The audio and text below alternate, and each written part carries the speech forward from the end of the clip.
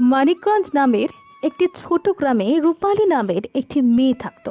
হে ঈশ্বর, আমি তো যে কোনো কাজ করার আগে তোমার নাম স্মরণ করি।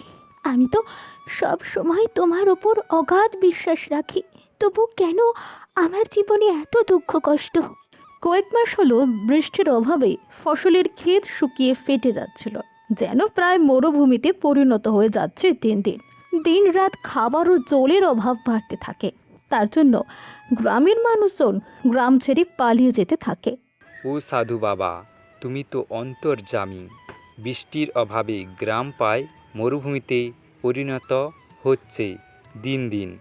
মানুষজন গ্রাম ছেড়ে পালিয়ে যাচ্ছে।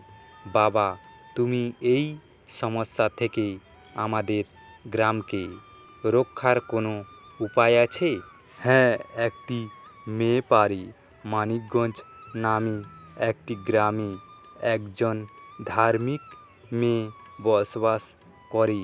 সেই পারে এই গ্রামকে এই সংকট থেকে রক্ষা করতে।